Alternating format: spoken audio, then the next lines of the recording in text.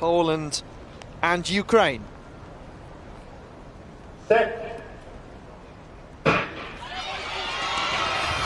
Lovely to hear that roar from the supporters in the Lepovarda Stadium. The floodlights are on now. But whose names will be lit up at the end of this women's 4x4 relay final?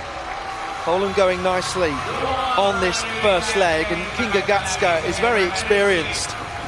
Part of the senior quartet that won World Indoor 4x4 bronze. And then running the heats in Munich where they were the silver medalists.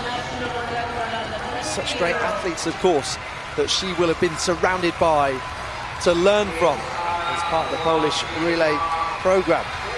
If I listed them all, effectively the race might be finished by then. So instead, we'll let her hand over to Alexandra Formella. Terrific split that she ran in the heats. And look at this lead that the Poles appear to have at this point. She gets ready to hug the inside. Andrea Root is already there, of course, having started in lane 1. High number of chasers behind. The Swiss, the French, Spain and Finland all trying to join this party on the final night of these European under-23s. Well, Formella so focused she can do it with her eyes closed as we watch out for Katrina Wright of Finland. They all want to end these champs with a medal. Only 3 can do it, as we know. So Horovska now has the baton, and then Julia Sen, who was 5th in the 400 final when she came in, ranked a little higher, just outside the medals, so she wants to make amends. Spain looking good with Bianca Hervas. And then a bit of a gap back to Germany and Norway just in front of them. So, is that breakaway going to be decisive? Poland, Switzerland and Spain. I was a little bit surprised that Switzerland didn't feature a little closer to the medals in the men's event, given how well drilled their relay teams seem to be. Now handing over to this final leg, and Poland been very much closed down on that third one.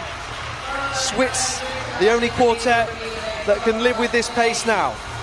Spain in third, then France with Norway's Jørgen, who was so close as she fell across the line and trying to get that gold medal individually, of course. What can she do? Just off screen at this point, there she is emerging. It's always that athlete you don't realise is about to unleash a sensational finish down the home straight. And maybe Gubelman's going to do that too. Drost of Poland grits her teeth. Can she come back through on the inside? Is this going to be a four-way battle? Gubelman of Switzerland surely going to seal this now. Maraval still there for France. Oh my word! That is utterly insane. Maraval, who was coming down like a train in the individual race in the hurdles, getting the silver, and France have clinched it. That's ridiculous. Well, what a way to draw ourselves close to the conclusion of these championships by 0.02 of a second. That's going to hurt for Gubelman. Oh wow. Spain getting that bronze medal, and Poland are out of it, having won this title 3 times in the last 10 years, including a decade ago here in Finland. End up in a cruel 4th place. But for Maraval, bringing them home,